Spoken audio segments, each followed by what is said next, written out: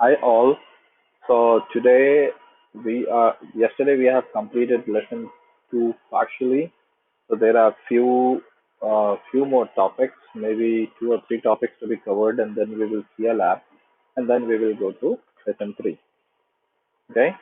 So uh, the other option uh, we are going to cover today is dynamic virtual machine queue.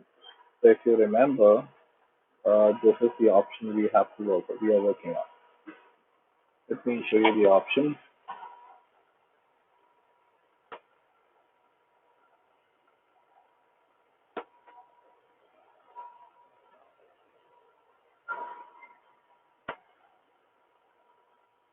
Up, up this. If I go here, go to settings, then go to network adapter, advanced settings, now in advanced hardware acceleration, if you see, enable virtual machine queue. Virtual machine queue, VMQ requires a physical network adapter that supports this feature. You need to understand one thing, this feature has to be supported by your hardware. Only then you can select it. If your hardware doesn't support it, still you select it, nothing is going to happen. The virtual machine queue (VMQ) was first supported in February 2008 R2. VMQ provides support for virtual machines similar to how receive site scaling provides support for multi-core systems. Revised site scaling enables network adapter to distribute the network processing load across multiple processors in multi-core computers, which makes it possible to support higher network bandwidth with a single CPU core can process. So it's something like what happens is VMQ it supports. It was first launched in 2002 R2 first thing. The other thing is you have many Ethernet adapters connected, like it's in the pool, as if you have multiple processors in a computer. So whenever you have a large data coming into the Ethernet packet, they just get distributed to multiple Ethernet cards and they go outside the world. So this is VMQ process. So Hyper-V host supports multi-unicast MAC address for network uh, adapter feature. If a network adapter also supports this feature, it can receive network packet with a destination MAC address that matches any of the unicast MAC address and are set on the adapter without being in previous mode. Such an adapter can allocate receive queue of each MAC address and then route incoming traffic to the corresponding queue.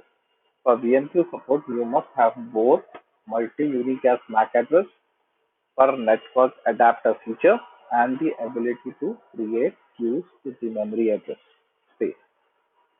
VMQ network adapter queues to classic receive packets, classify receive packets, group receive packets, apply VLAN filtering, provide current processing to the network traffic for multiple virtual machines, distribute interrupts to multiple ports for multiple virtual machines, avoid copying receiving buffer to virtual machines, add space. So how do you add it? This is using set VM network adapter or uh, directly go ahead and click on the option if you see this. Enable virtual machine queue.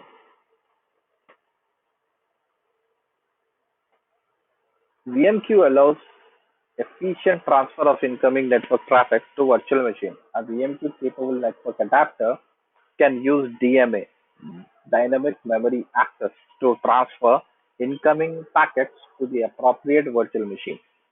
This reduces CPU overhead when transferring packets to the virtual machine, which can be beneficial when virtual machines are receiving large amount of traffic when performing tasks such as file backups, database replication, or data mining. So this all depends upon what hardware you have. If you have a hardware which supports VMQ, only then you can use this option, or else you cannot. VMQ requires a physical network adapter that supports this feature. So physically, your adapter should um, support it. The VMQ feature is enabled on the virtual network adapter, but the Hyper-V host does not have the physical adapter that supports VMQ. This feature cannot be used. It's beneficial when a virtual machine has to perform complex calculation and database searches. Yes, because it uses a queue and uses multiple cards, go into the server, search for the data, and come back. Network adapter advanced features. So again, this topic we have already covered. If you remember, advanced features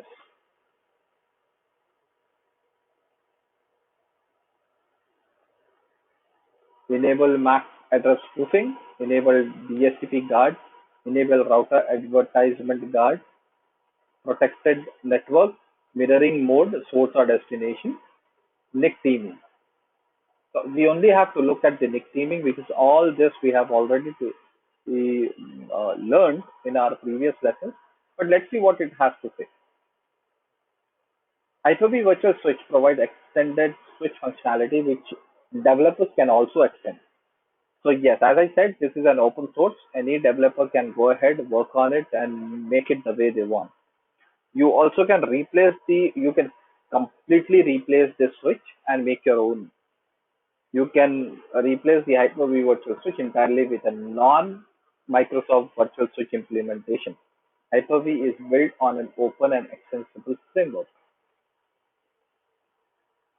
You can manage some of the more advanced Hyper-V Virtual Switch features, but only by using Windows PowerShell. We have already seen that which features can be used using Windows PowerShell. However, you can configure other features by using graphical mode, such as Hyper-V Manager. Some virtual switch settings, such as virtual switch type, VLAN ID, SRIOV, or virtual switch extensions used are configured for virtual switch by using virtual switch manager. You can configure other settings that also rely on Hyper-V virtual switch functionality. So what is MAC address? By using the settings, you can configure a virtual machine either to use a dynamic MAC address or a static MAC address, or to specify static MAC address that the virtual machine will use. As with most other settings, you can configure these settings only if the virtual machine is not running. So the virtual machine should not be running, and if you dynamic and that means it gets the IP address by its own. But if you put it static and if you give the IP address here, it takes the same IP address only. Oh, sorry, same MAC address. So you can specify the MAC address, and or else you can take it dynamically. You can also enable MAC address spoofing. Okay, as with most of the in this setting, you can also enable MAC address spoofing, which allows virtual machine to change the source MAC address in outgoing packet to one that is not assigned to them. So we already seen this. So what happens is if you select that option, so whenever the packet is getting transferred from your virtual machine to the outside world, so how it goes to a host first. From host, it gets emitted to the outside world. So from the physical adapter. So as soon as the packet is about to leave the computer, it adds a one more MAC address, which is a very different MAC address. It will not have this MAC address on it. It has a separate MAC address which represents this address. It's an added security. Okay. You can also enable MAC address spoofing, which allows virtual machine to change the source MAC address in outgoing packet to one that is not assigned to them. This can be beneficial when the virtual machine is a mode in the network load balancing um cluster, in which nodes should be using the same MAC address for outgoing traffic. If the virtual machine has next theme configured, MAC address spoofing must be enabled. So if there is a nick taming, so spoofing should be enabled. And what will happen is, in a cluster you have server A, server B, server C. Server A has one MAC address, server B has one MAC address, server C has one MAC address. Suppose now your server A is working in a cluster, server B and C are just passive servers, just waiting for server A. So what is a cluster first of all? So if anything happens to server A, server B or C will take over the job what server A was doing. So as if now server A is emitting a packet, but server with the MAC address of server B. So what will happen is the attacker who is suppose who has hacked your packet, they will never get to the same server which the packet was emitted from. So that's the concept. In this setting, you can also enable MAC address spoofing, which allows virtual machine to change the source MAC address in outgoing packet to the one that is not assigned to them. This can be beneficial when the virtual machine is in a node in a network load balance NBL cluster, in which node should be using the same MAC address for outgoing traffic. If a virtual machine has NIC theming configured, MAC address spoofing must be enabled. DHCP guards are same. We have seen it yesterday. This is a security feature that can prevent raw DHCP server that is running in a virtual machine from providing TCP/IP service. So if you enable this option, and if you have a DHCP server, so that our machine cannot accept any packets from that DHCP server, because there is a way using DHCP server, your server can be hacked. So if we enable this option, the server will not pick up DHCP or drop the DHCP packet. So they will not receive the TCP/IP settings. If suppose instead of static, if our server has DHCP IP address, it will not receive the IP address. DHCP guards, this is a security feature that can prevent or log a DHCP server that is running in a virtual machine from providing TCP/IP settings on a network. This option is disabled by default, which means that the virtual switch is forwarding DHCP acknowledgement packets from the virtual machine. If you enable this option, your DHCP server that is running in the virtual machine will not be able to offer TCP/IP settings over the virtual network adapter that has this feature enabled. Router guard. Again, router guard drops the router advertisement and redirectional messages from the unauthorized virtual machine pretending to be a router. This is also a security feature that can prevent virtual machines from sending router advertisements and redirectional messages and prevent man in the middle type attacks. This option is disabled by default. If you enable it, the virtual switch will drop router advertisements and redirectional messages which are not from the virtual machine over the virtual network adapter that has the feature enabled. Protected network. So protected network moves the virtual machine to another cluster node if the network disconnection is detected. So suppose I have three servers in a cluster. On server A, I have 15 servers. On server B, I mean host B, I have 15 servers. On host C, I have 16 servers. Now, all of a sudden, my server A got crashed. My host A got crashed. Something happened and my server shut down. What will happen is, what about my virtual machines which are running on that server? They will not die there and then. They will get transferred to server B and C according to the load balance. Everything will not go to B. I mean, this all depends upon how we configure it.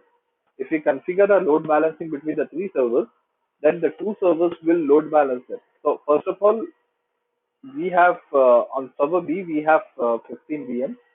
Server A we have 15 VMs. Server C we have 16 VMs. So they will just distribute depending upon the load.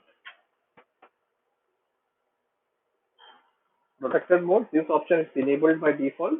The enable network health detection and recovery if the virtual machine is running on Hyper-V host cluster and the network is disconnected on the protected virtual network.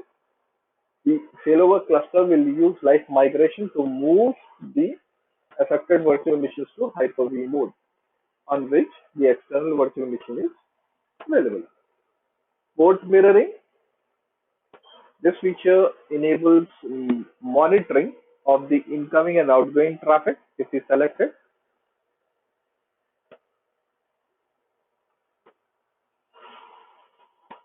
for the virtual machine. You can configure port mirroring as either the source or the destination. The virtual switch will copy all traffic from the source virtual network adapter to the destination adapter. In the virtual machine that has a virtual network adapter configured as a destination. You should typically be running network monitoring application on the same server to see what exactly um, how exactly the data is getting transferred and what is coming to the server, what is going from the server. Nick teaming. So we have a separate topic for a NIC teaming. So NIC teaming is by using these settings, you can add multiple network adapters that are configured in a virtual machine to a network team. This aggregates their bandwidth and provides redundancy even if the NIC team is not configured in the Hyper-V host itself. You can configure the same network adapter advanced features for network adapter legacy, network adapters, and network adapters that are used in relation to virtual machine. So mostly every virtual machine can have a NIC teaming. How can you monitor network traffic when you enable port mirroring for a network adapter? So after you enable network monitor network traffic, suppose you have enabled it for the source. So when you enable port mirroring for the network adapter for the source, so what will happen is all the packets are getting saved to your VM. So you need to install an application, a monitoring uh, packet inspection tool, install it, and from there you can check what the data is getting transferred and getting into our data, into our server. So let's go to next theming in virtual machine. Just give me a second. Let me set up few things here so that I can give you an example and then we will read through this and then go to a lab. Okay? Give me a second now.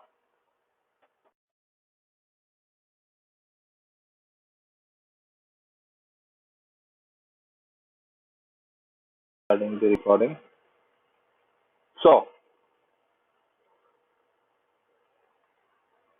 what is a NIC theming?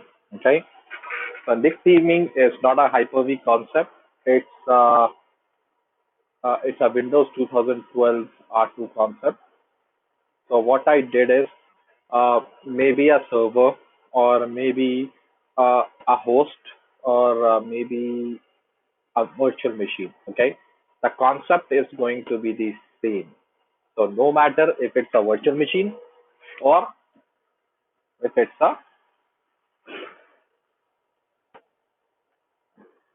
host. So this can be done on a. Or suppose I have this server. On this server I have two networks. So here are the two networks. Suppose I have three networks. Let's do this. Let's take it as three. So first of all, I need to turn it off and connect. So even my server has eight Ethernet cards. So here we will use three Ethernet cards. You usually don't need to do it on the same host. So what happens is this is one Ethernet card. These all are on the same Ethernet card because I have only one Ethernet card. But suppose if I have multiple Ethernet cards, so what I do is I create multiple switches. So multiple switches, one switch on one Ethernet card, the other switch on other Ethernet card, other switches on other Ethernet card. And suppose if this is a cluster, what happens is we have multiple Ethernet cards on multiple servers. So I can use server A B Ethernet card. I can use server B a fourth Ethernet card, and I can connect it to one virtual machine. So I have one Ethernet card on one server, one Ethernet card on one server. Okay. So why are we doing this? If suppose if anything happens to server B or server A, server B can take the whole load. So this is the main concept of NIC teaming. And how do we do NIC teaming? Suppose we have three. Okay, let's turn this on. And as I said, this is not a concept of Hyper-V. This is a concept of Windows Server 2012. And it's not a concept of Windows Server 2012. It's a concept we already had this concept since long.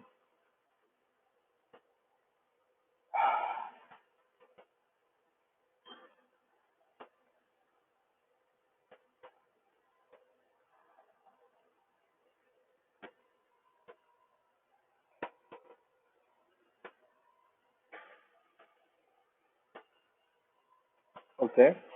Now this server is coming up. So as I said, this can be a virtual machine. This can be a regular server. NIC teaming is done this way. That's it.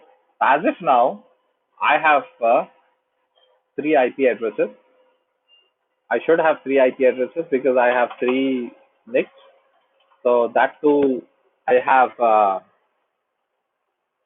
three IP addresses, which are two IP addresses are predefined. So if you see, I have three cards. One is 19, one is 21, one is 22. So now let's go ahead, and since two of them are DSCP, I want to make it as first of all, I want to see what is Ethernet 3.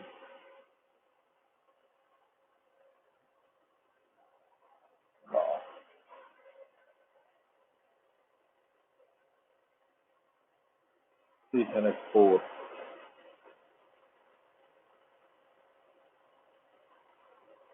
Ethernet 2 is a static one, 19.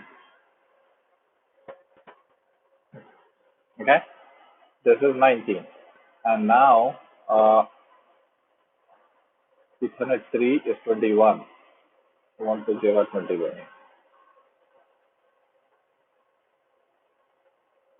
192.168.1.21. And what is my 192.168.1.201? This is done. Close. And I want to give an IP address here. So this is Ethernet 4. So what is Ethernet 4? DSCP. This is the DSCP. I'm just trying to give you the similar IP address. Okay. 192.168.1. What's that? 22.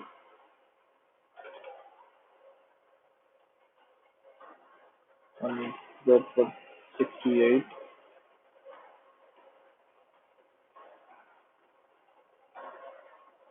1, 201. Okay. So I have given a instead of DSCP address, now I have given a three different addresses. But this is not useful at all. That's what I wanted to let you know. I mean, you don't need to give any IP addresses or anything. IP config, I got that, right? So let's take this IP address. Notepad.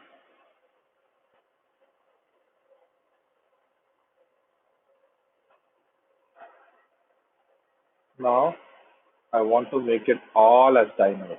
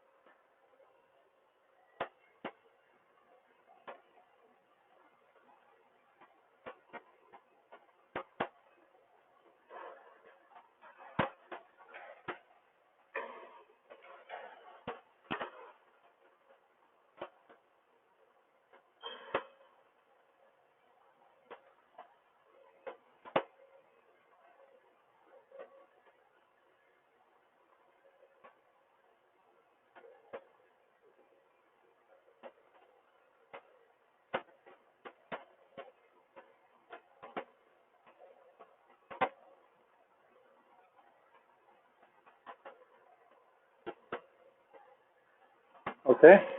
Now, after this is done, I made it all as dynamic. Now I go to server page, go to local server. So right now I have three Ethernet, which is assigned by DSCP, assigned by DSCP, assigned by DSCP. Okay. Yeah. Do you see this term? Mixed teaming, disable. So I'm going to enable it now. Okay. A new page will come up. This is called as mixed teaming wizard. If you see Ethernet 2 10 GB, Ethernet 3 10 GB, Ethernet 4 10 GB. Now click on task, click on new team. And the team I want to put this three, and I want to say my network. I mean you need to give a name. So just say my uh, new team, new Nick team. Click on OK.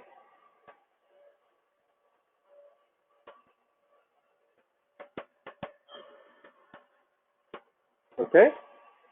While it's getting done, let me show you something here. Network and sharing center. You go to network adapter. If you see, this is the new thing which got created.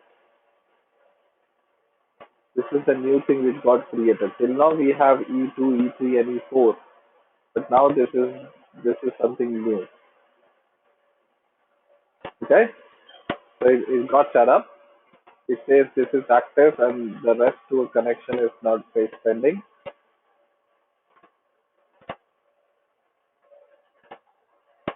Right. So now everything is active, active, active. You have three nicks. Okay, you have three nicks, and everything is working fine. If you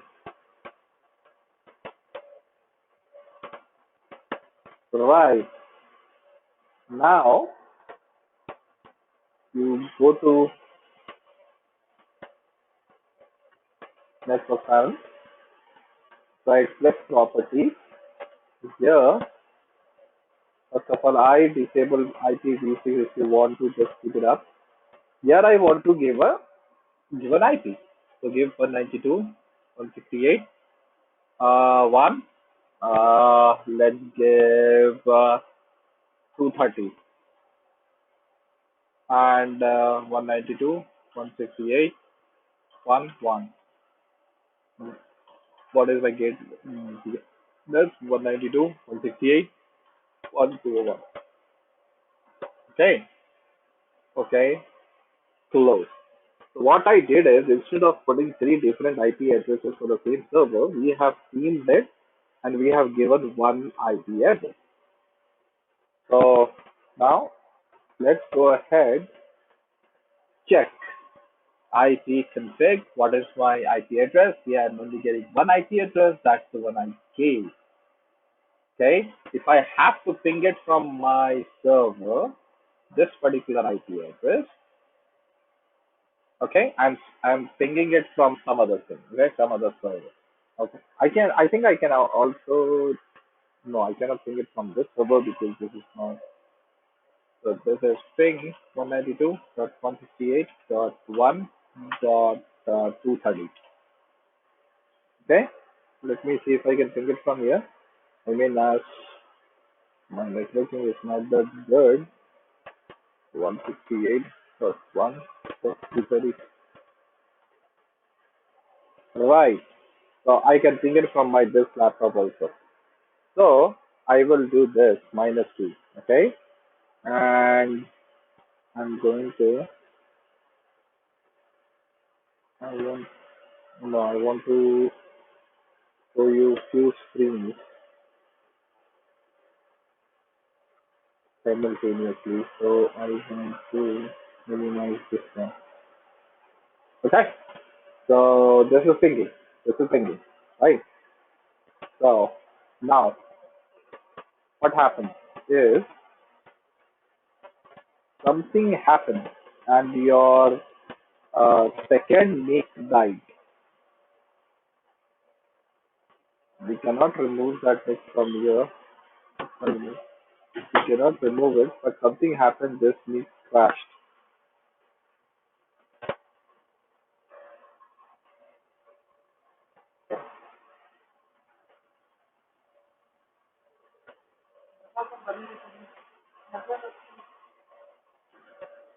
something happened and this net crash, what will happen? Nothing will happen to your network. Your network will be still similar. Let's suppose this disabled.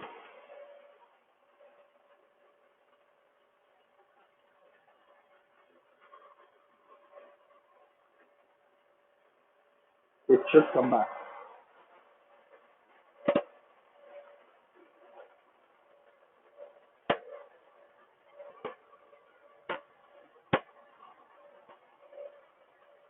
Disabled.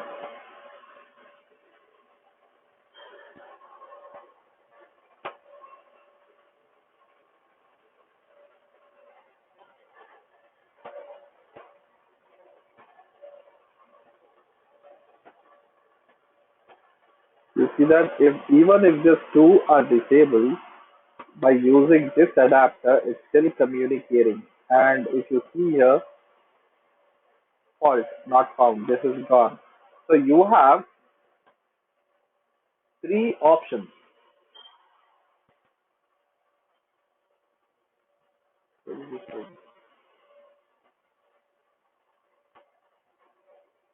Enable, disable. It should not time out. It should actually give us the reply. For some reason, it's giving me a timeout. I have no idea why it is, but it should give us a reply. Let's wait and see.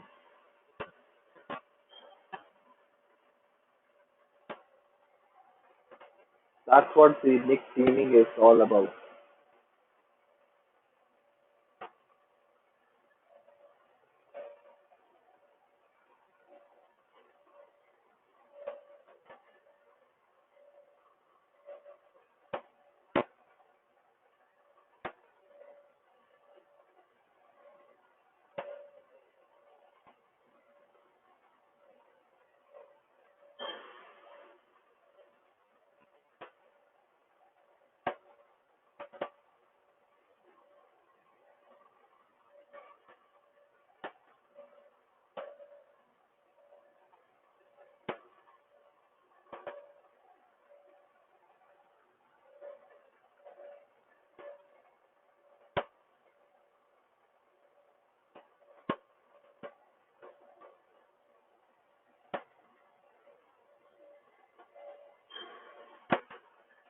You see that? So even one is gone, the next one will take it up.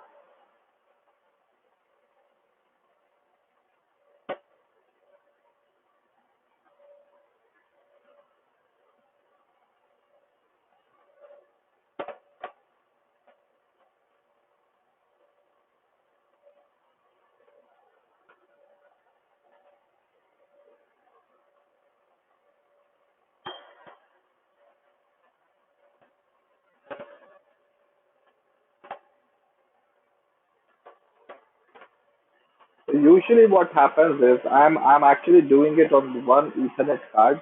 If I have few cards, not one, if I have few cards, one from one server, one from one server, we will not have these issues, and this will work absolutely fine.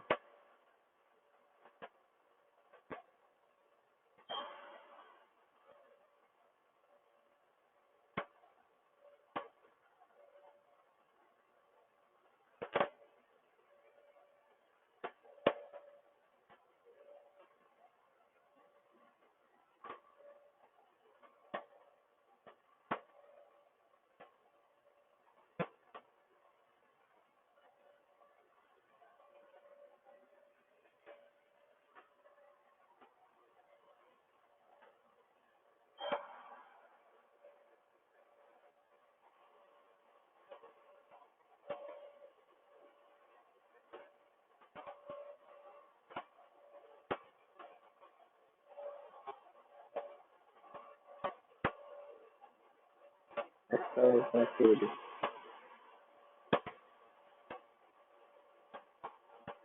So you understood, right, guys? Okay, there are some issues. It's not showing us properly, but this is the way it has to be. So So what will happen in our other servers? If you see in our other servers where we have only one Ethernet card, you take it this when we have only one Ethernet card and here we have three. So we have quite an option. I mean, one is gone, two others will take, or one other will take, or two is gone, the others will take. But we don't have an option in one Ethernet card.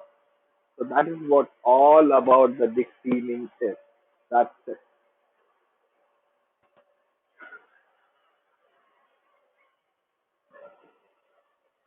Hmm.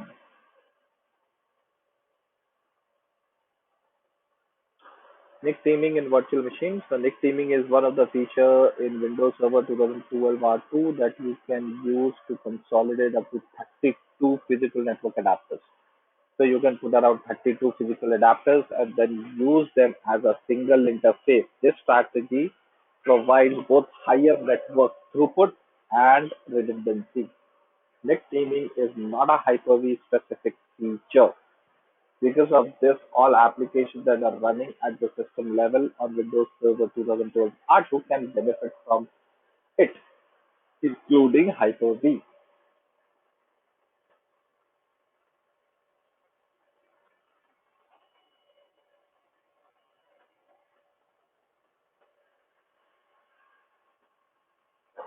NIC theming is also available to guest operating systems that are running inside virtual machines, regardless of whether NIC theming is used at a system level or not. This enables virtual machines with multiple virtual network adapters to theme the adapters and still have connectivity, even when one of the adapters is disconnected or one of the virtual switch physical network adapter that is connected to a virtual switch fails. This is especially important when using SRIOV because SRIOV traffic bypasses the virtual switch and cannot benefit the NIC theming as a system level, whereas Hyper-V virtual switch can use it. So using NIC theming to benefit from virtual machine NIC theming, you should create at least two external virtual switches. So you need two external virtual switches. This is the way it has to be.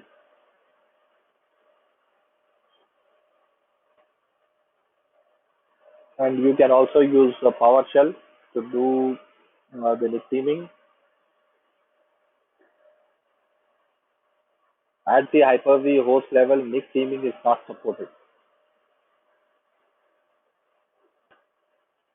And physical network adapters are using SRIOV for remote direct memory access. This is because network traffic is delivered directly to the adapter, thereby bypassing the network stack and not allowing path redirection.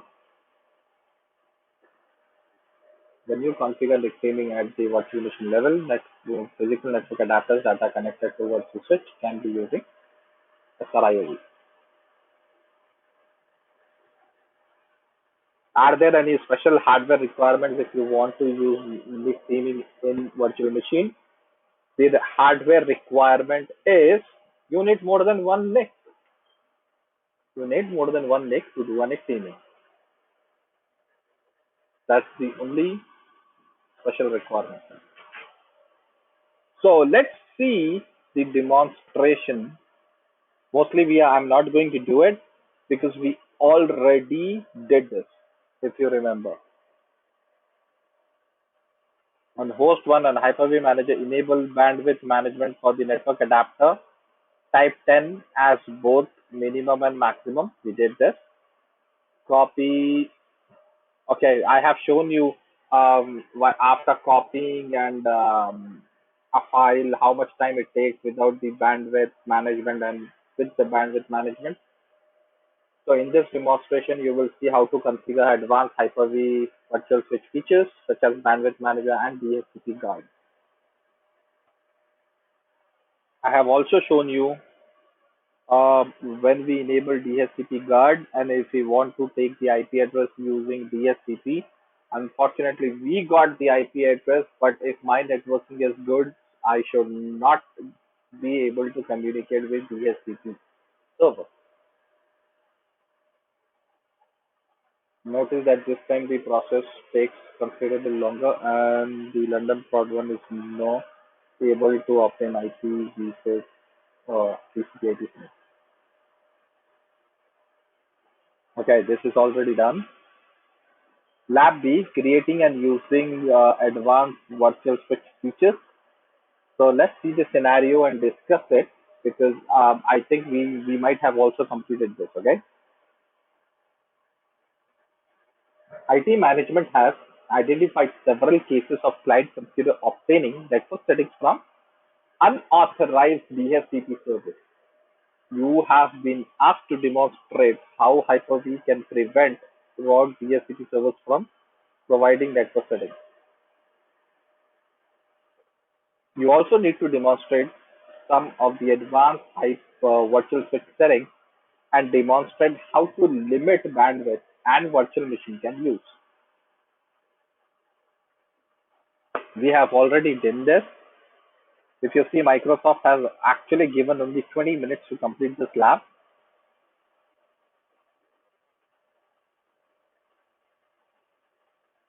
So the virtual machines, what they are using is host one, host two, that are two physical host servers. One DC1, prod one, prod two, test one, and test two are the VMs what they are using. For this lab, you will be able to you will use the available virtual machine environment. Note you will be working in pairs. Just leave it. The main tasks for the exercise are as follows: configure DHCP guard, configure and use VLANs, configure and use bandwidth manager. We did this. I will show you how. So let's read the scenario.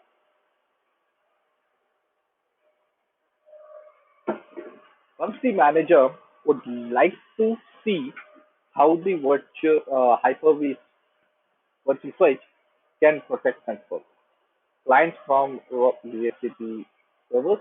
You plan to demonstrate how to configure DHCP guards and at the same time demonstrate how to configure VLANs and Hyper-V management. Configure DHCP guard, very easy. Let me show you how to do it. I mean, we did it before, but right click here, go to settings, go to network adapter. Okay, I'm going to delete this to network adapters, by the way. And for that, I have to close the service. Okay, anyway. So go to advanced settings, enable DHCP guard, that's it. Or else do it through a command prompt.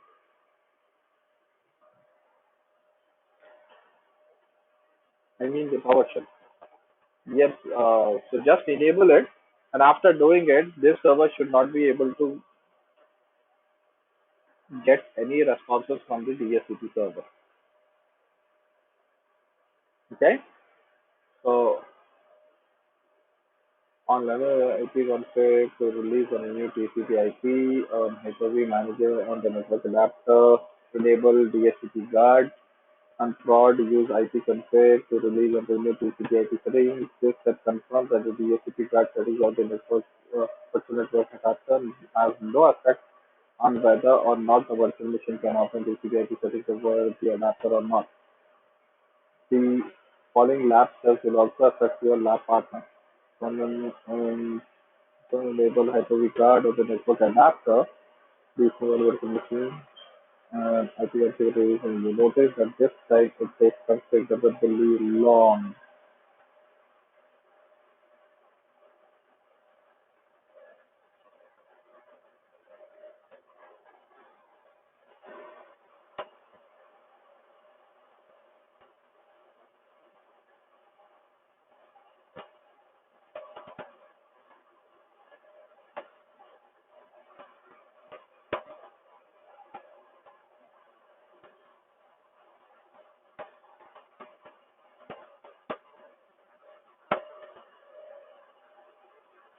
On London the host one, use the PowerShell that we have made to disable DHCP guard. We can try this. I can't say if I can do it, but we will not do it for this server. We will do it for this one. Settings, go to advanced features, enable DHCP guard, apply, OK, and come here, dollar VM next equal to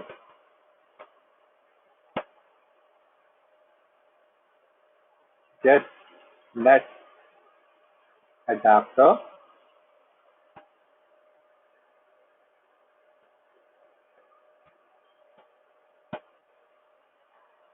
VM name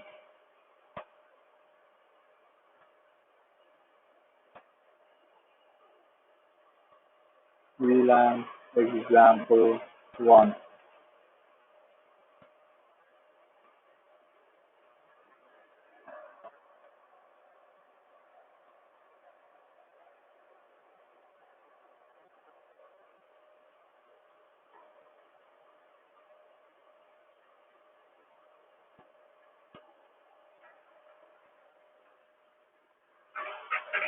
I can do one more thing.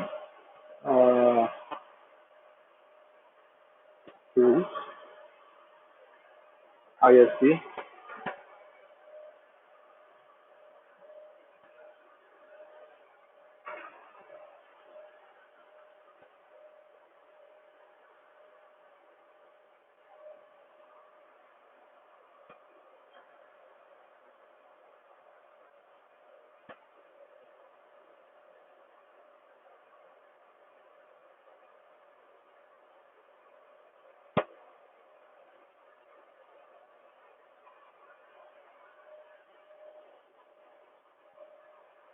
PSCP.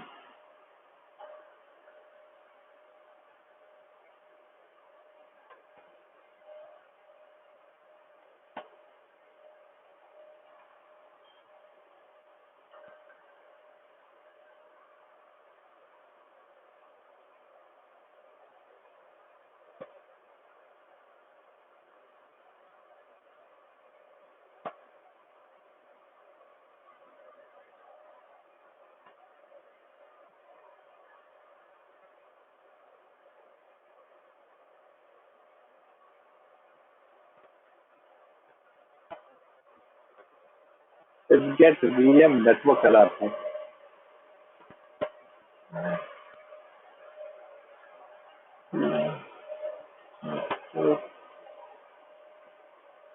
That's it. Okay, so I have saved that information in dollar VM next. Now,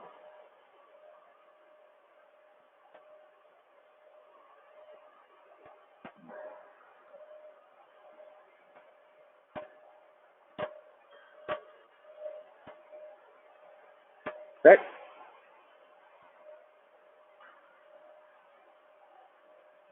VM network adapter, this adapter,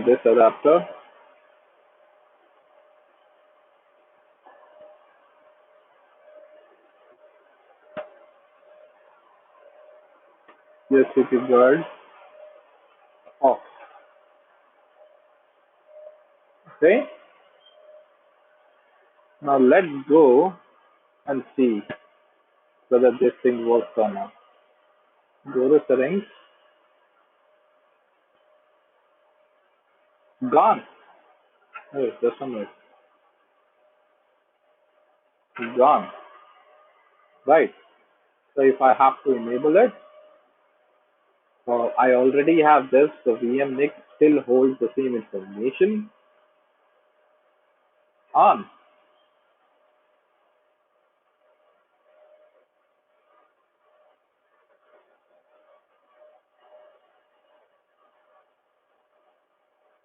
Did you see that? The commands are not that bad. They are simple. Okay. So that's what it said. So if you see here, on the other one, we use command shell adapter command that disable. We disabled it, and then configure and use VLAN. I have already shown you how to use the VLAN. with the identification to 201 and 202 to remember. So we already did this task. Configure and use bandwidth management. We did it yesterday. Minimum and maximum bandwidth. Uh, and I have shown you how it works. So after completing this exercise, you should have configured and used advanced virtual space features. So this lesson is all completed. Let's go to lesson 3, configure and using Hyper-V network virtualization. I'm going to go very fast on this because there is nothing much here. This is all theory, and all theory. There are labs which we cannot perform because of the hardware constraints what we have. So suppose this lab we can't do it because Microsoft is actually using some scripts to put it, put the policies on. So we can't do that.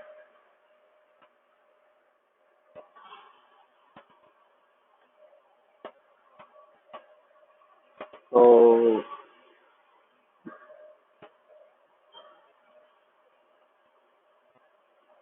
this is complete theory, man. This is complete theory.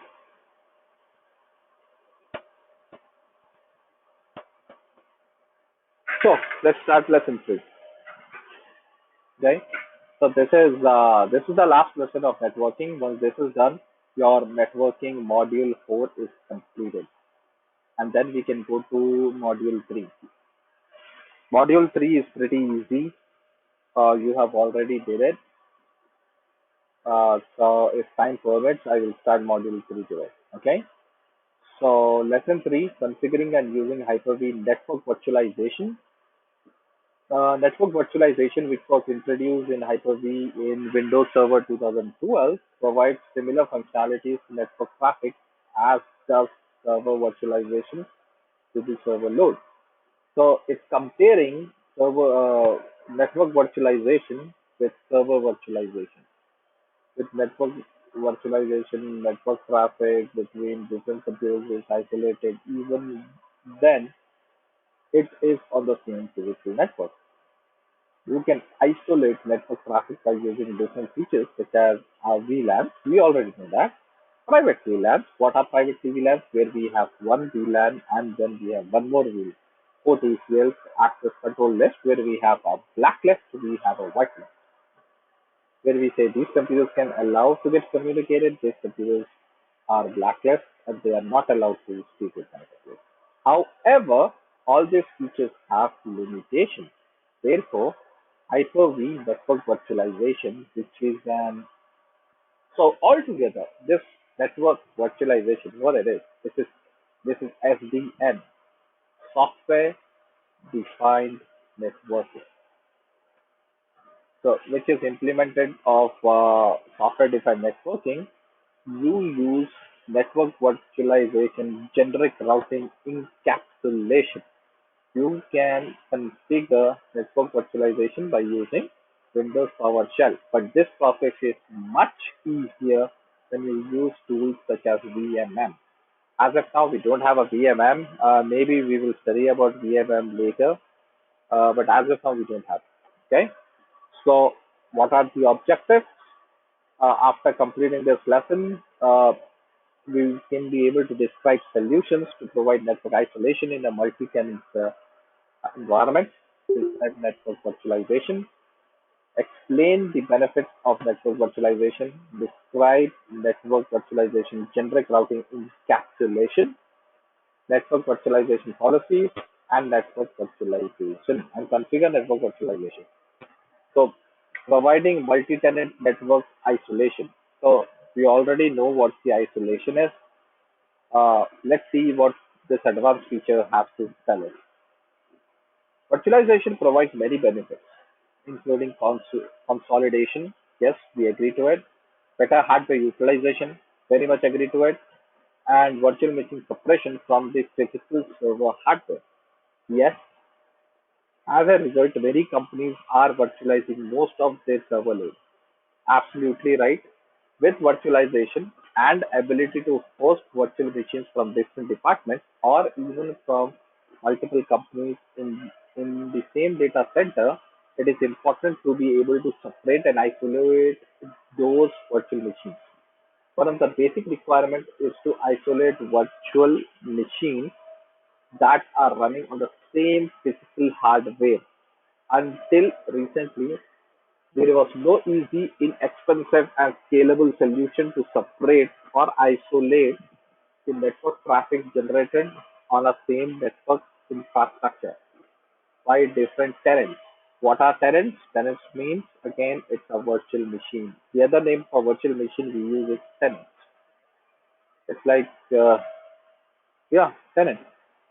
Tenants are the virtual machines that belong to different departments of organization or which you need to isolate network traffic or any other reason. You would always use physical network separation. And this option is neither scalable uh, nor inexpensive. So what exactly it says is suppose we have a big server or we have a cluster of servers. We have a cluster in that we have 10 servers, HPC 7000, BL460s, or take it Dell M620s or R620s. Everything has been clustered into a one big chunk. And now you are a company, okay? You are a company. Suppose let's take Ambo Tech, okay? So what will happen here? In Ambo Tech, there are employees again, okay? We have a financial department, we have a training department, we have multiple departments, a marketing department. Everybody use computers. Everybody use servers to work. So marketing department has some 5 VMs. Training department has 10 VMs, and my financial department has 5 VMs. So now I have to isolate every segment to in the same server. I have to isolate. There should be a wall between financial and training. There should be a wall. There should be a wall between training and marketing and financial, because these these all are separate entities and they should not get clubbed, because it can be a security issue. Suppose, see, I don't know what finance we are working on, but if that information, if I come to know about that information, I mean, I might take an advantage of it, right? I should not be able to access that service in that zone. So this is what providing multi-tenant network isolation means. The different solutions that you can use to provide network isolation in multi-tenant environments are, so these are the solutions. VLANs, private VLANs, port ACLs. Okay. So VLANs, we already know what VLANs is. How many VLANs we can create? It's a 12-bit thing. It's a 12-bit number, and we can only have 4094 VLANs. That's the limitation. We cannot go more than that. Okay. The limit the number of companies in a single VLAN and restrict the placement of virtual machine based on physical location. So VLANs can be stretched along the sites. That means I have one side in suppose Phoenix, Arizona, one I have in Chicago. So yes, I can have some VLANs here. I can have some VLANs, same VLAN there. Uh, and the server in Phoenix can easily communicate with server in Chicago. No issues. Okay, this is what the VLAN is. And you know what the VLAN ID, we already tested between two different computers with the same VLAN ID. So if we have put a VLAN to 5 servers, so that 5 will become one network and they are isolated from the external network. So nobody from other departments can speak to this department. So suppose we have a networking department with isolation of or VLAN ID of 201. We have a training department with VLAN ID of 202. These two cannot communicate with each other. Now, the second one is private VLANs. You can use private VLANs to avoid some of the VLAN scalability limitations. So what are the limitations of VLAN? VLAN? The limitation was it's a 12-bit. You can only use 4094 VLAN. But once you use this will omit, not omit completely, but to a certain extent, it helps you if you use private VLAN. And you implement private VLAN in a similar way you implement the VLAN, but you can use private VLAN to divide a VLAN into a number of separated and isolated subnetworks, which you can then assign to tenants. Private VLAN consists of primary and secondary VLAN. So suppose I have one VLAN called 10. Under 10, I can have one more 10 VLAN. So under 10, one more 10 VLAN. Under that, you will have service. So you can have multiple. Suppose if you have 10,000, if you want to make 10,000 VLANs, you can use private VLANs and then create many VLANs.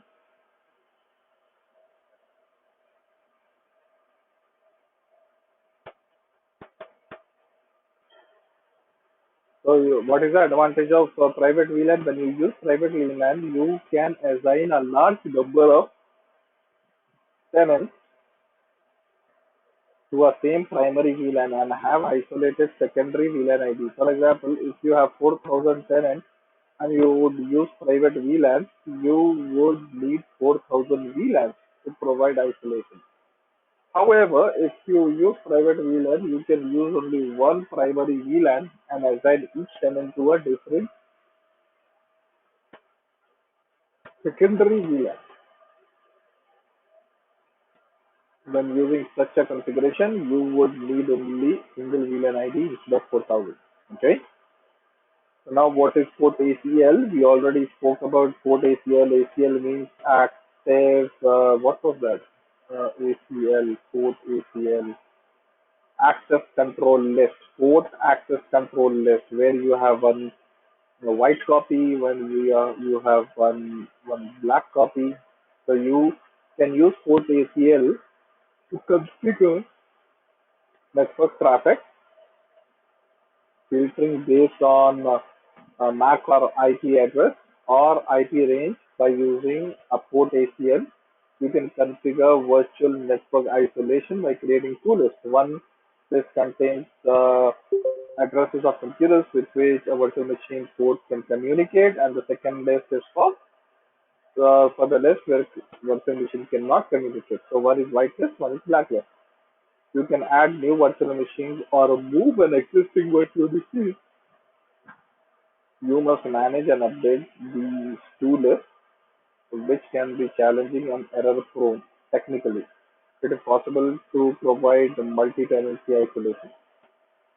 So all three solutions, VLANs, private VLANs, and port ACLs, are also supported and can be implemented by using Hyper-V Virtual Switch. However, Virtual Switch also supports network virtualization, and this is best solution for providing multi-tenant networking. Can two virtual machines always communicate if they are connected to an external virtual switch? If there is no VLAN in external virtual switch, if there is no private VLAN, uh, then it can communicate.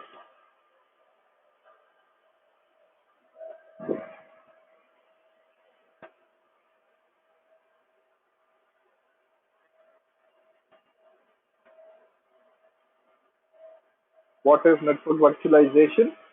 So network virtualization provides similar functionality to network traffic as server virtualization provides to virtual machines. You can use server virtualization to run multiple virtual machines on a same physical server. Each virtual machine is isolated from the other virtual machine. From each virtual machine, it seems as though that virtual machine is the only one running on a physical server, even when multiple virtual machines are running on the same physical server simultaneously. The same is true for network virtualization, which separates the network configuration from the physical network interface. First of all, you can have multiple virtual networks and are logically isolated, and potentially each virtual network is using overlapping IP address space on the same physical network infrastructure.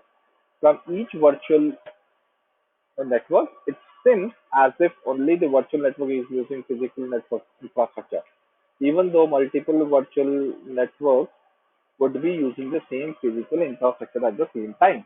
This enables scenarios in which you want to isolate multiple networks on the same physical network infrastructure, such as when a company is using a same physical network for testing and production environments. There are two environments, so they can isolate both of them so that test cannot interfere with the production, production cannot interfere with the test.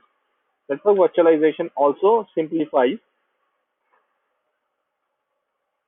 virtual machine movement because you do not need to change the machine networking configuration when you move it to a different data center. Network virtualization is an implementation of software defined networking, as I said before. Network virtualization is nothing but it's just a software defined configuration or defined networking. That's it. It's all about software. There is nothing hardware in it. It provides a layer of abstraction between a physical network and network traffic. To achieve this abstraction, the virtual platform has to support it. The Hyper-V virtual switch in Windows Server 2012 and newer supports virtualization by using two IP addresses for each virtual machine. So this is a little different concept. What happens here is every virtual machine has two IP addresses. So it gets represented that way in network virtualization. It's one virtual machine will have one IP address, the other virtual machine will have other IP address. Let me draw it for you. PAINT paint. So first of all,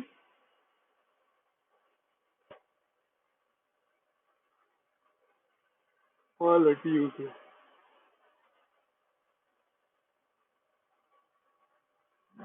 This is a one server. This is one server. Okay. On this one server, you have one, two, three, one,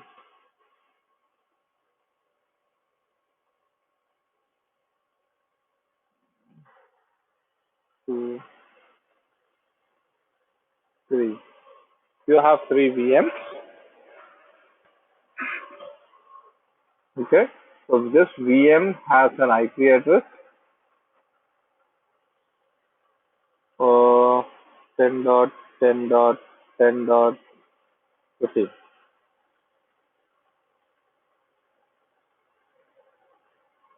This has 16. This has 17. This has 10 dot 10 dot 10 dot 50. 51. 52. Server has an IP address 192.168.0 dot so 1.50. This server is somewhere 192.168.1.51. Okay. Now suppose this IP address is trying to communicate with 52. What happens is it has an address 10 dot 10 dot 10 dot 16 is communicating is a part of 192.168.1.51 is trying to communicate with 192.168.1.50 is the host, and under host there is a source address in the packet. The address is 10.10.10.51. So this is what it's happening. So it has two IP addresses. You can't see two IP addresses because it's in the network packet. Okay. The Hyper-V virtual switch in Windows Server 2012 and newer Windows Server version supports virtualization by using two IP addresses for each virtual machine. By using two IP addresses, network virtualization can enable you to keep these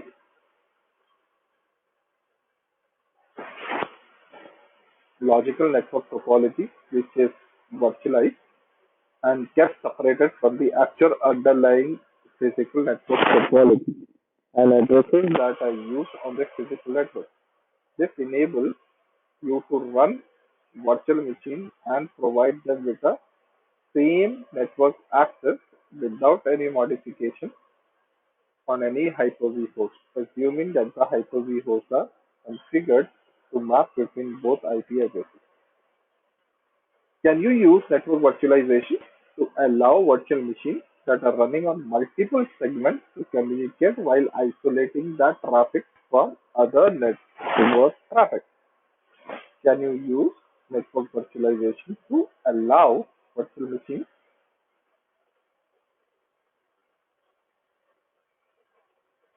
multiple segments to communicate while isolating the traffic from? Yes, we can do it.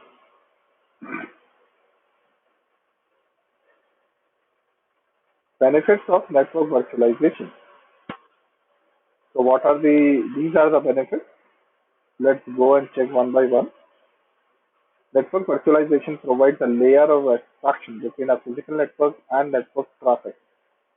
Virtual machines can run on physical servers while being unaware that they are virtualized. Similarly, networks can be virtualized and can use their own IP address space regardless of the IP address space used on the physical network. You can implement network isolation by using different isolations such as VLAN, private VLAN, port ACL. However, network virtualization avoids their limitations related to scalability and complex configuration and provide a scalable, standard-based, and inexpensive solution for providing multi-tenant network isolation. Network virtualization provides the following benefits: flexible virtual machine placement, multi-tenant network isolation without VLAN, IP address reuse, live migration across subnets, compatibility with the existing network infrastructure, transparent moving virtual machines into a shared environment as a service, IaaS cloud, configuration by Windows PowerShell. So flexibility, virtual machine placement, network virtualization provides abstraction and separates virtual machine IP address, customer address from the physical network address, provider address. This way, you can place virtual machine on any Hyper-V host in the data center. This placement is no longer restricted by the IP address segment or VLAN isolation restrictions on the physical network. So this is what the flexibility is. The VM, suppose we have a VM on server A, but we want to put this VM on a server C. We just need to do a live migration. That's it. Nothing more than that. There is no issues. The server will run perfectly all right there. Only thing is you need to have a same networking what you have on this server. You need to have a live uh, storage. Um, Live storage. I mean, you need an active storage, an active shared storage to accommodate all the files and everything related to that particular VM. So that's the flexibility. multi-tenant network isolation without VLANs. You can define the enforced network traffic isolation without using VLANs or configuring physical network switches. You are also not allowed to 4094 VLAN IDs. In addition, with network virtualization, when you move existing virtual machines or create new ones, you do not need to manually configure the physical hardware. IP address reuse. Obviously, we can reuse the IP address. Suppose I have a server 10.10.10.10 on which is isolated on a VLAN 10. I can have a 10.10.10.10 again on VLAN 20. No issues. That network is different. This network is different. So, but still you are going to be on the same host. You can be on the same host, and it's all up to you what IP address you want to change. And this all are the updates. If you go and look at 2003 Windows operating system, you would not be able to do all this at that time. So IP address reuse. Virtual machine in different virtual networks can use the same or overlapping IP address space even when they are developed on the same physical network. Virtual networks are isolated and they can use the same address space without any conflicts or issues. Life migration across subnets. Previously, virtual machine life migration was limited to the same IP subnet or VLAN. So this is it speaking about 2008. Because when the virtual machine was more moved to different subnets, it should have changed its IP address. With network virtualization, you can use live migration to move a virtual machine between two Hyper-V hosts in different subnets without needing to change the virtual IP address. Network virtualization is compatible with existing network infrastructure and you can deploy it on any data center. Transparent moving virtual machine to a shared environment is service IaaS cloud when you use network virtualization, IP address, IP policies, and virtual machine configuration remains unchanged, regardless on what Hyper-V host the virtual machine is running. As a result, you can move virtual machine between Hyper-V hosts in your data center. And configuration by Windows PowerShell is network virtualization supports Windows PowerShell for configuring network virtualization and isolation policies. The Hyper-V module includes commandlets that you can use commandlets to monitor troubleshoot network virtualization. You should use tools such as VMM to configure and manage network virtualization. What is network virtualization? Generic route encapsulation. Windows Server 2012 Hyper-V and newer version use network virtualization generic routing encapsulation to implement network virtualization. When using network virtualization, each computer network adapter is associated with two IPs, customer address, provider address. What is customer address? This is the IP address that the virtual machine configures and uses. So our IP address are 192.168, 1.120, 230, or 17, 18. These all IP addresses are customer addresses.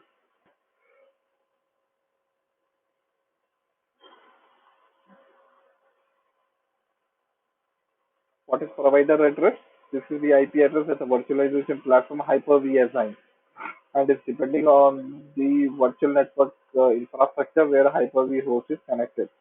When network virtualization is being used and the network machine sends network traffic, and Hyper-V host encapsulates the packet and includes the provider address.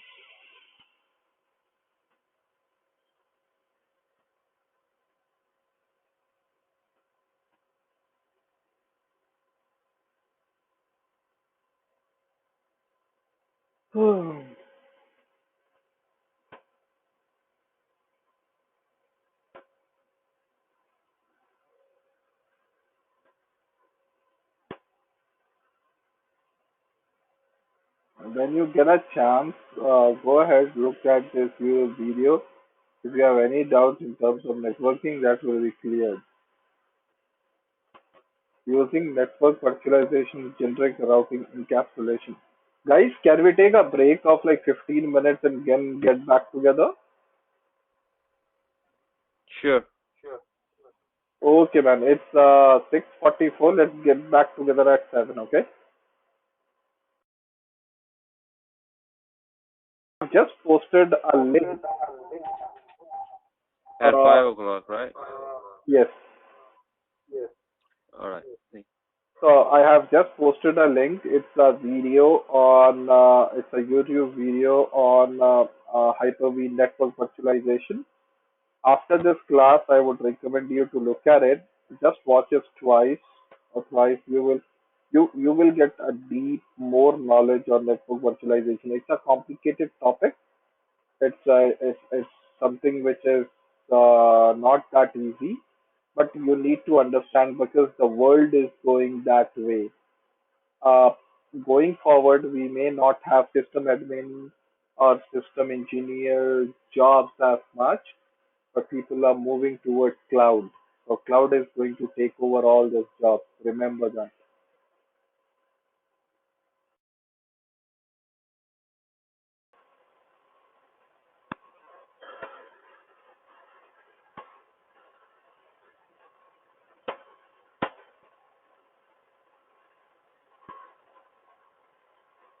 So what is network virtualization generic routing encapsulation? This is the next topic. And we have seen what the customer address is, what is provider address is. Customer address is the IP address of the virtual machine. Provider address is the IP address of the host. So using network virtualization, generic routing encapsulation is uh, when a virtual machine has to communicate over a network. Network virtualization, generic routing encapsulation encapsulates its packet. For example, assume that one virtual machine is configured with an IP address 10.1.1.11, this customer address 1, and is running on a Hyper-V host that uses IP address 192.168.2.22. This is provider address. The second virtual machine is 10.1.1.12. This is again, so you have one virtual machine on one host, you have another virtual machine on another host. Okay. If those two virtual machines need to communicate, they must communicate over the network. True, because these are two different hosts, uh, as they are running on two different virtual machine hosts. However, if you use virtual, if you use network virtualization, the first Hyper-V host will use network virtualization generic routing encapsulation to encapsulate virtual machine packets. These packets contain the source IP address.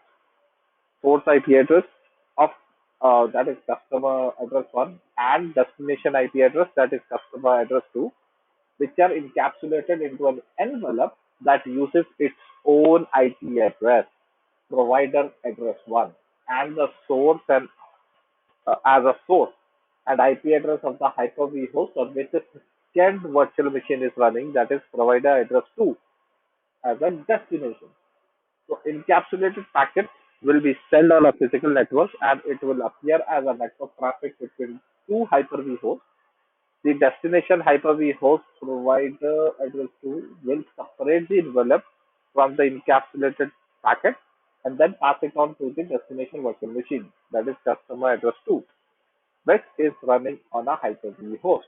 You can configure several virtual machines with the same IP address, but when they are on the different virtual networks, network virtualization generic routing encapsulation can isolate their traffic. So let me draw it for you. So it was a similar conversation what we did here. This is server A on our this is server A on our first host. This and this 16 10.16 want to communicate what 10.51.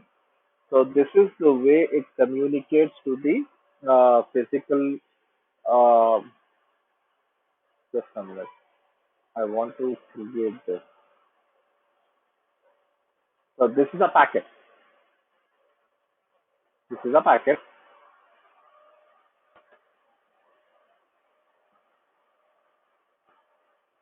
So if this is going to go here, this this this packet goes here, goes to host first.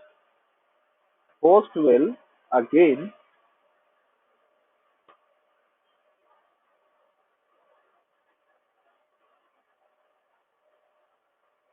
decapsulate it.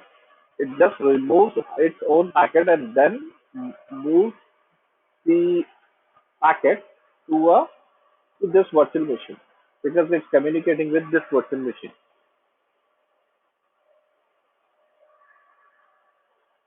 However, if you use network virtualization, the first Hyper-V host will use network virtualization. Okay, we already did that. You can configure several virtual IP with the same IP address. So this can also happen. This can also happen. Let me take a notepad here.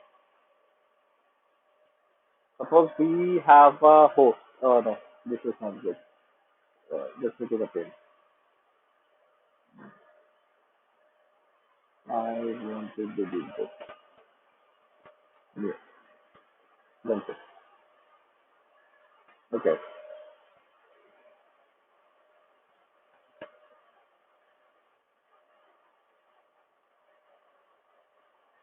10.10.10.10 on 192.168.1.20 is the host IP address.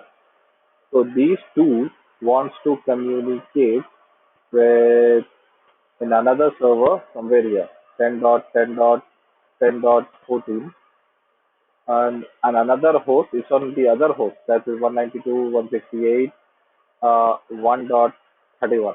It's on another host. So both want to communicate. So this server, one is this, and I want to select this. I have this.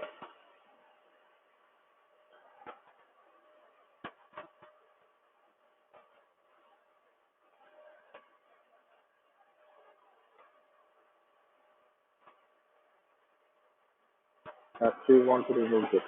So suppose we have these IP addresses. Okay, we have same IP addresses of three different machines. One is in other VLAN, one is in other VLAN, one is in other VLAN.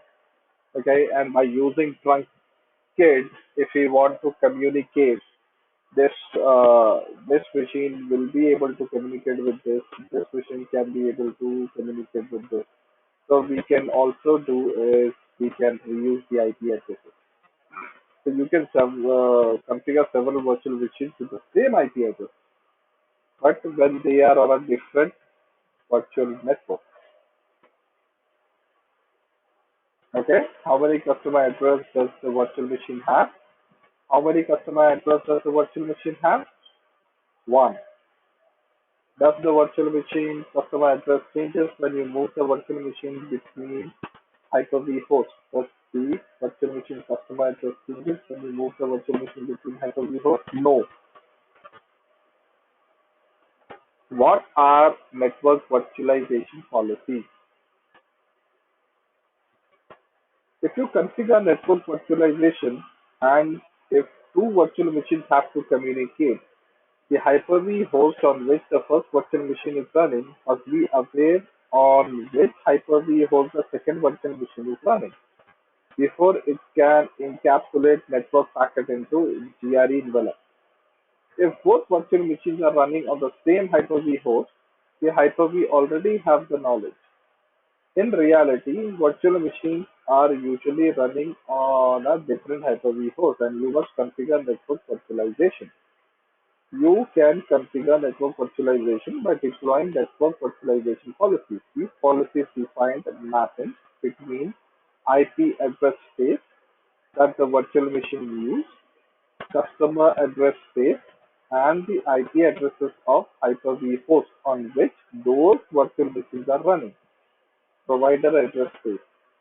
Before sending traffic on a physical network, the Hyper-V host consults network virtualization policy, discovers on each Hyper-V host the target virtual machine is running, and encapsulates the traffic with the GRE envelope. Only after that is the encapsulated traffic sent to a physical network. So instead of seeing this example, you can see this.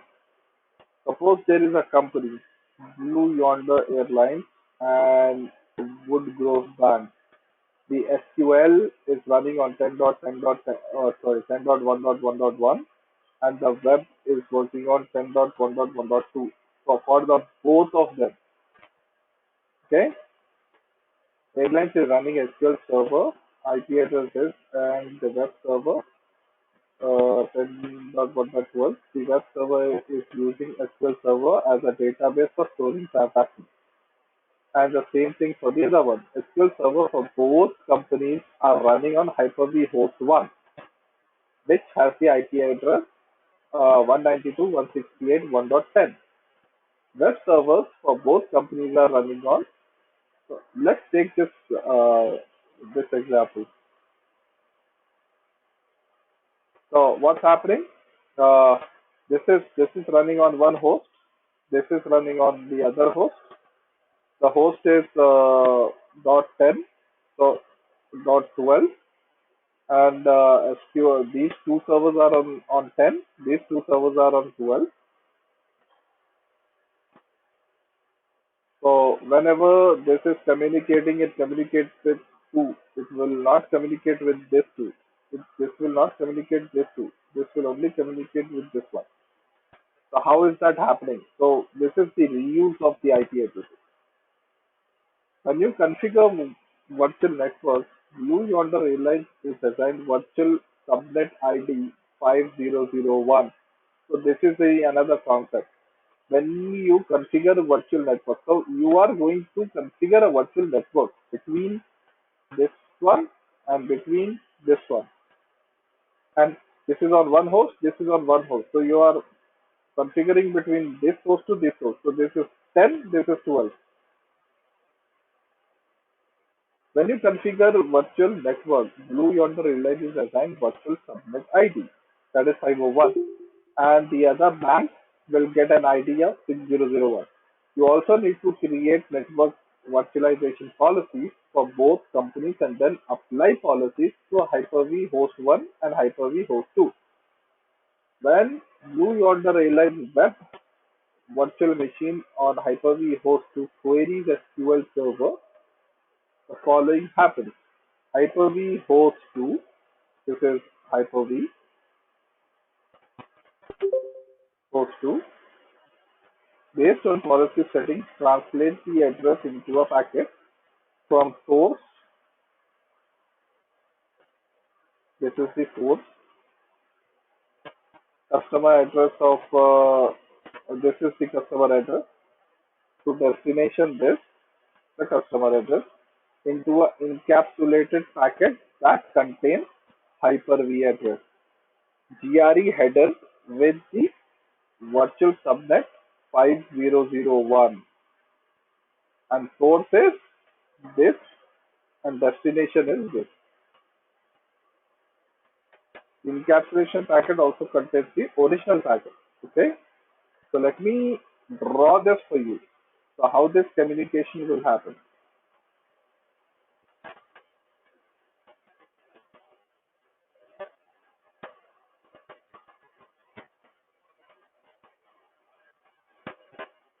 So first let's take the no not this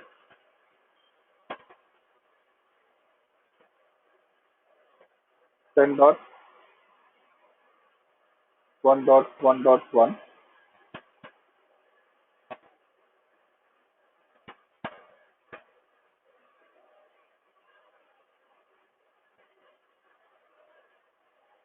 SQL,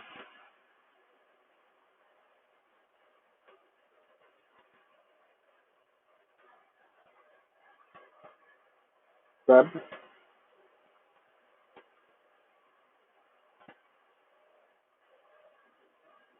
ten dot one dot one dot two,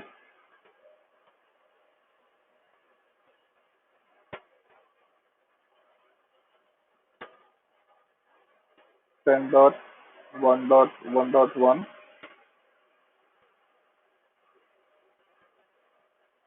10 dot one dot one dot two.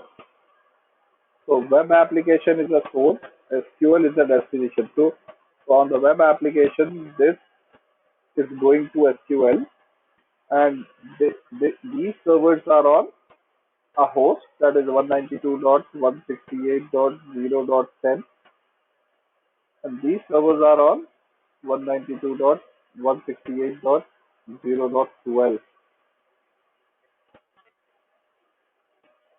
Okay. Now this web application. So this is this is one VM.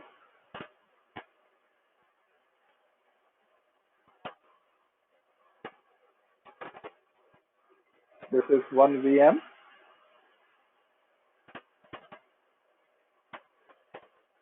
and this is the host. Same thing here. This is the host. This is one VM.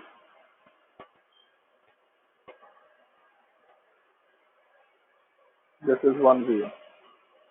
So now this virtual machine wants to communicate with this server.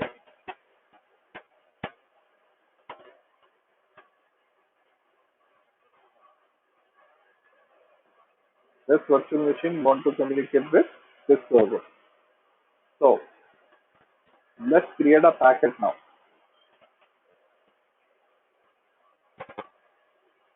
So which virtual machine?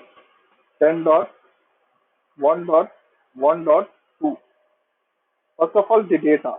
Okay, this will have some data on it. Okay, now this data wants to go to that SQL server. So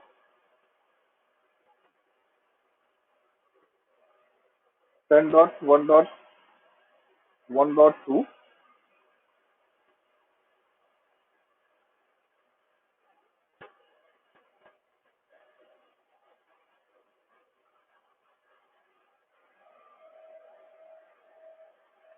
is a packet.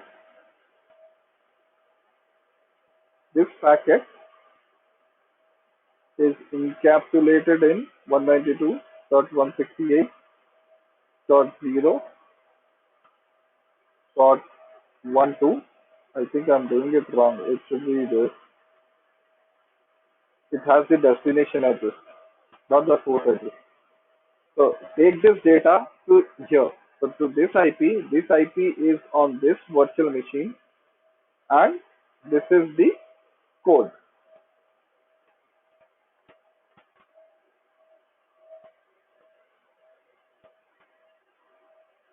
This is the data. This data has to go on this host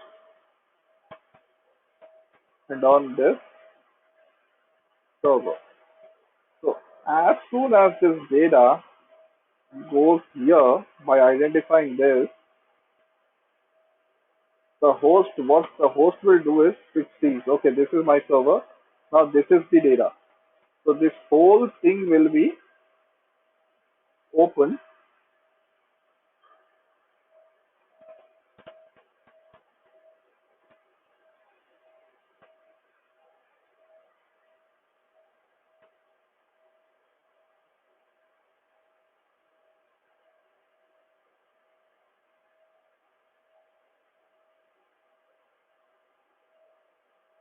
and it's transferred to server.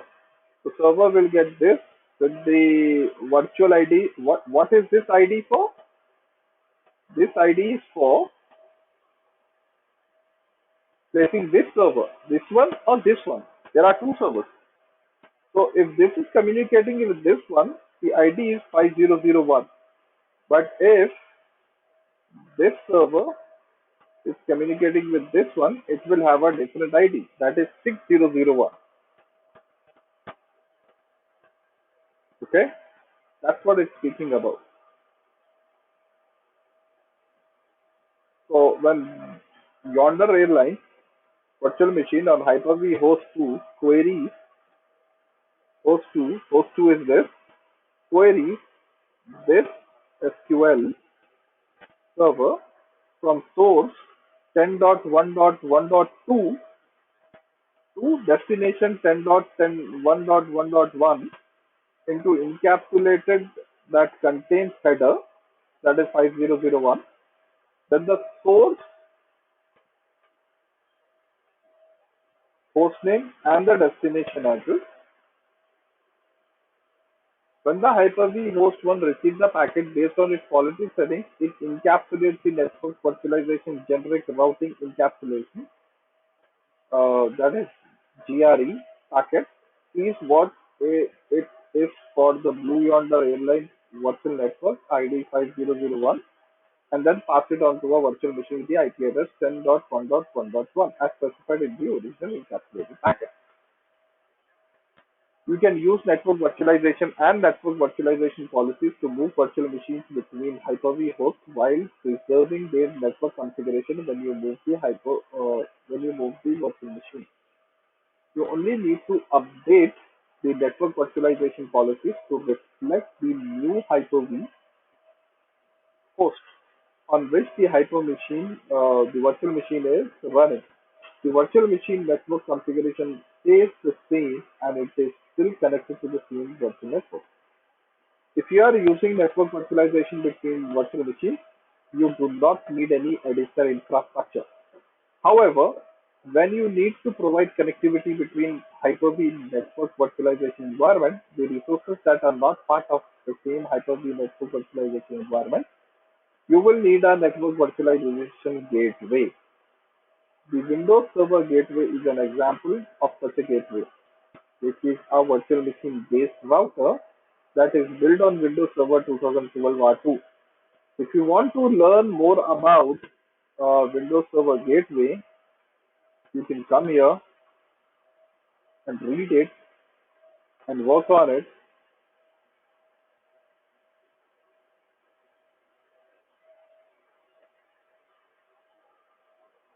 Okay. Now we are not doing this demonstration. In this demonstration, you will see the network virtualization is not configured because there are some files or policies that Microsoft has already given. I don't have that policies in hand. If you see this, CLab files, I don't have that.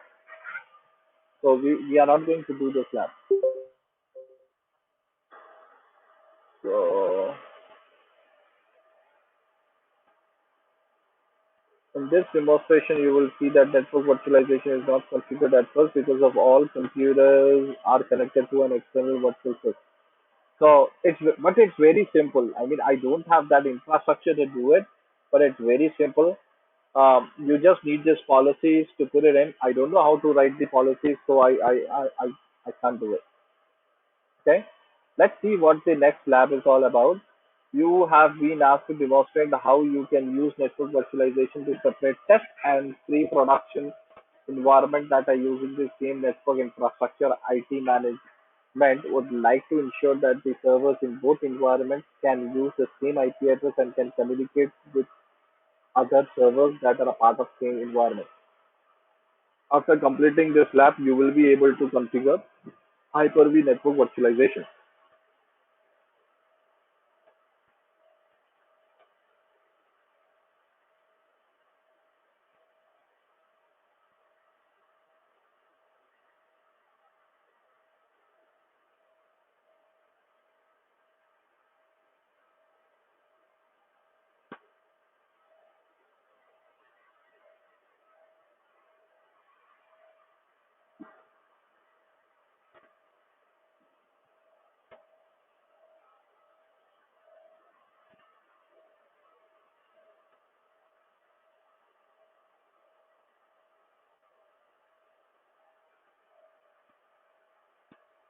Let's try to do this lab. I didn't tried it before, so I'm little tense, but let's see how it goes, okay? So if you have this Word file, just open it on your computer because I'm going to open it on my another computer so that I can read it and simultaneously can show you.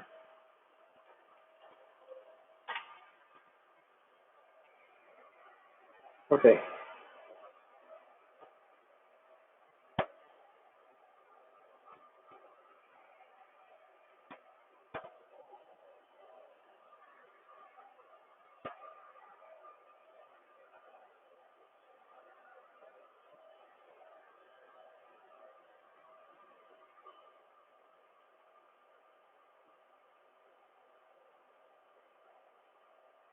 so it's using prod one, test one, prod two, test two. So let me first do this. Uh,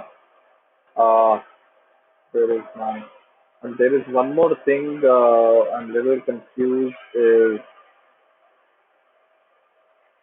uh,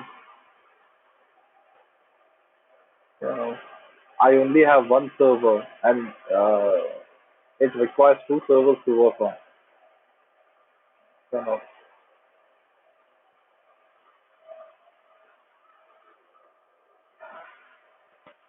let's see if we can do it on it.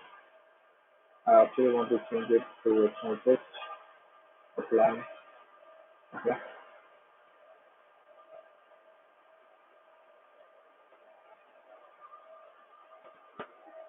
small text, apply. Okay.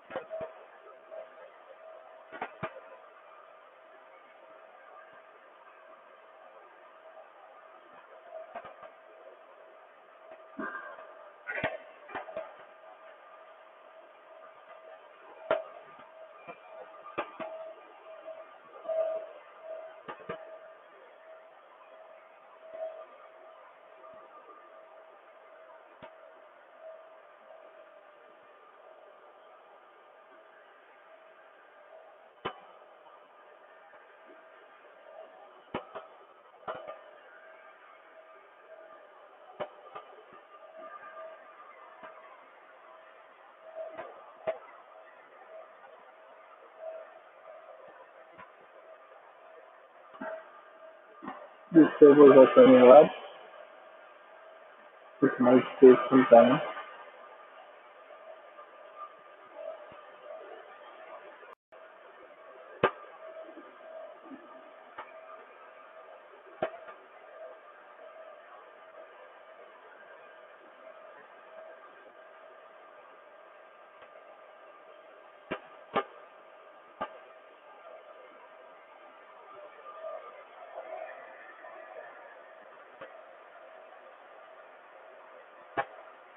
So first I'm trying to configure it the proper way, the way we need it.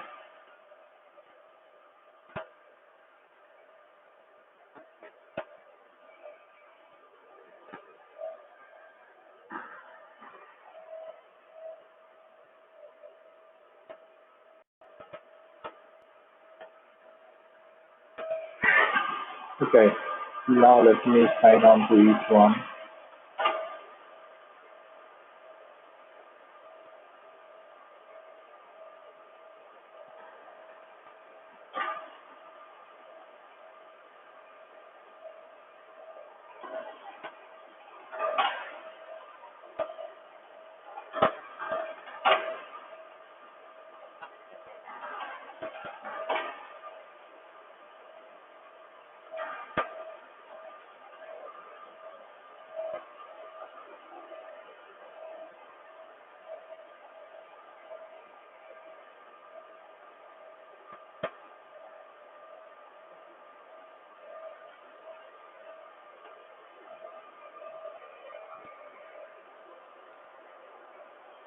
Chrome, Chrome 1,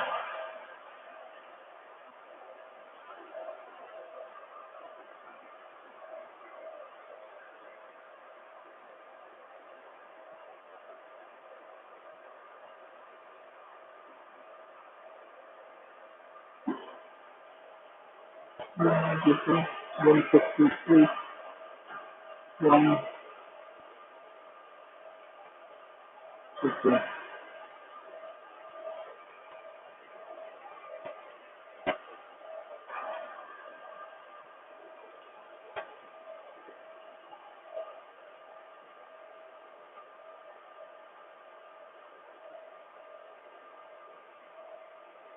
This is fraud 1,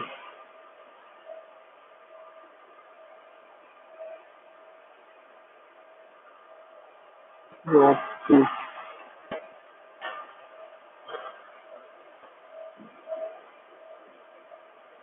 test 1,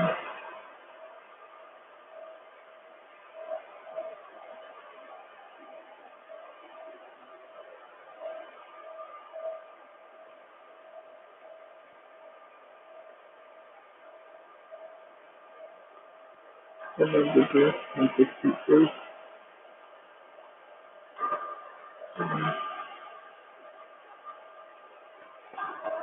16.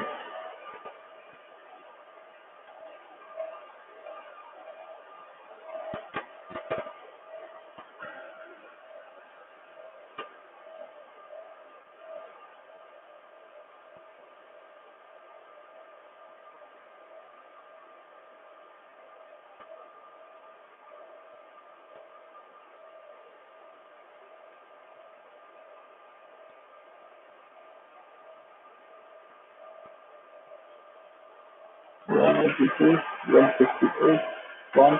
So this is fraud 2. Your voice is not clear.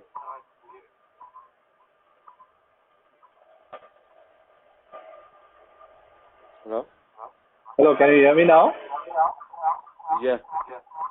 Okay, I was actually murmuring at that time as I'm trying to set up the environment. So I'm actually not speaking. Okay.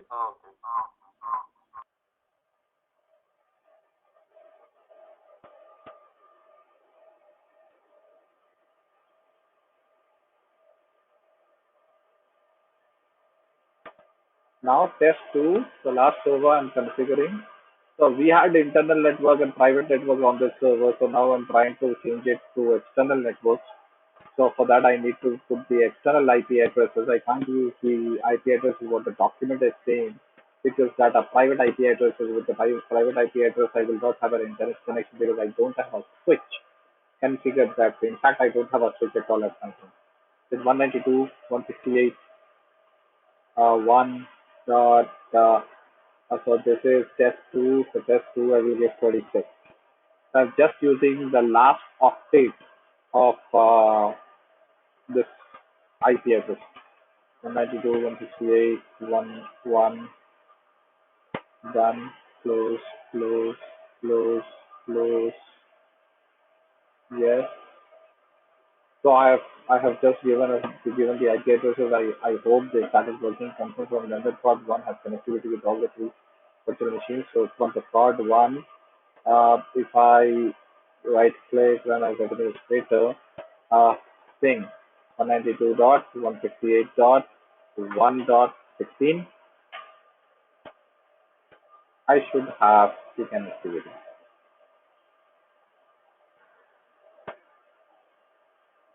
right? 26, 25, yes, I have it. So we have completed the step 1. Confirm that London port 1 has connectivity to all the three virtual machines. I've done that. The on London host 1 in the command prompt use the get host 1. Okay, speaking about host 1. So this is the host 1. If you don't know what it is, you can put a host name there. You will get line 6950.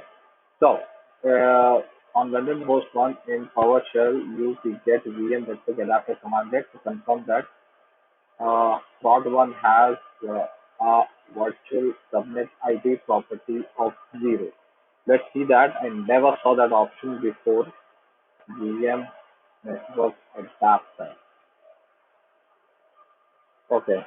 Uh, London Prod 1.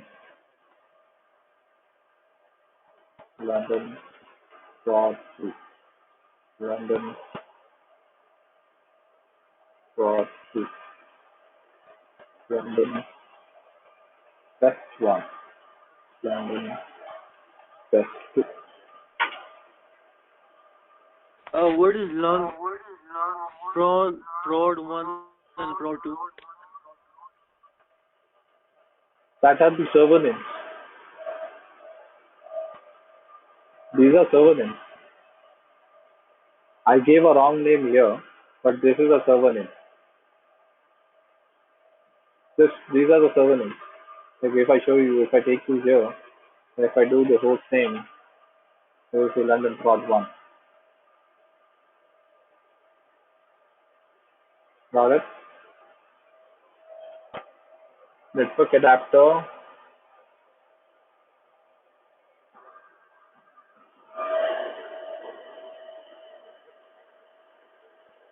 on London host 1 on Windows PowerShell. Use the get real network adapter command that to confirm the virtual subnet ID. It's not showing me the subnet ID, so let me see if I'm using the right command or not.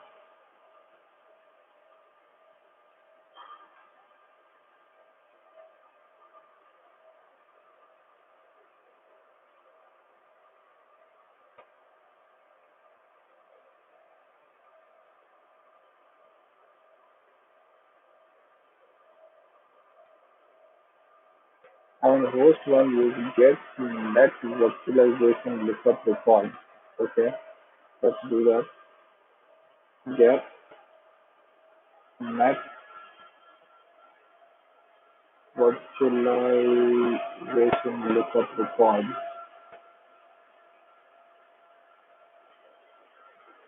So there is nothing as such. And the net virtualization customer custom route.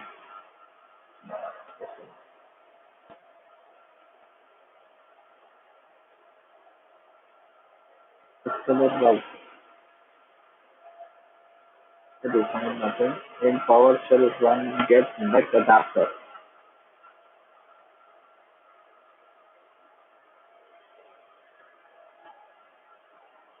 Okay. Net adapter for physical network adapter under the if index column write out the index number.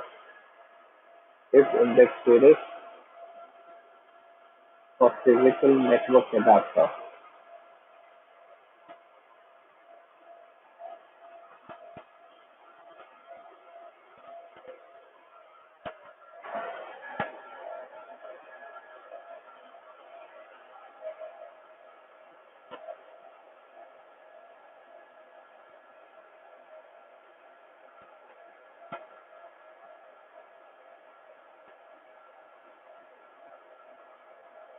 I think this is the one it's speaking about. So we'll do this. We'll copy this all. Put it in a notepad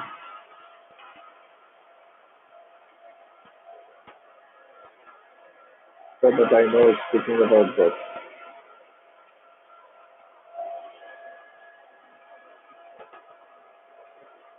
Verify that network virtualization is not configured on London host 2. Okay, on London host 2, just to ping this. Okay, it's doing the same steps here. Configure Hyper-V network virtualization on London host. Open the file. See, I don't have this file. Review the Windows PowerShell script to see how network virtualization is configured. We run script. I can't do that. In PowerShell, we get required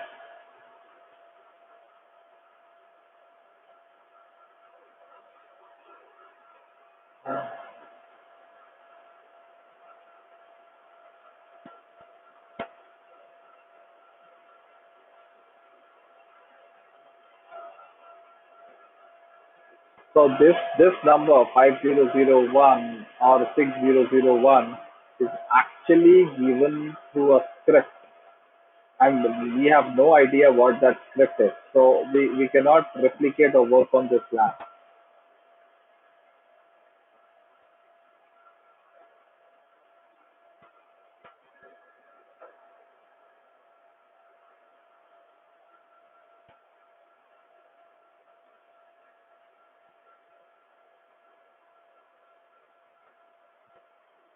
Okay, so we cannot work on this lab. So this is the end of the network.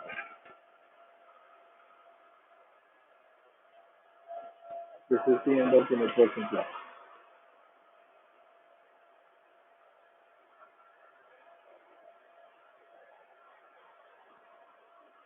So if you see this in the exercise one, I tried doing it, but this section is all about checking few things, and this section is again checking few things on this another server. You see configure Hyper-V network virtualization. It's asking to run a file. I don't have that file. C lab files mod 04 configure NWH PSR. No idea what that is. And use because of that, after running it, if you see here,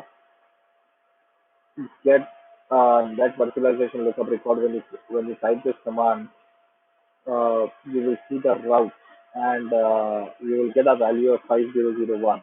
So and until and unless that thing is run, we cannot uh, get this lab going further. So we cannot do it. And other thing is we need two servers to work on. I only have one. So this is the end of the networking class now.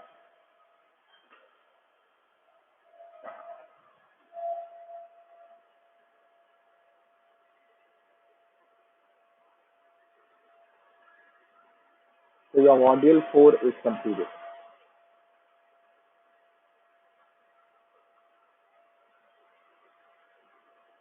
Do you want me to start module 3, or do you want to do it in the next class?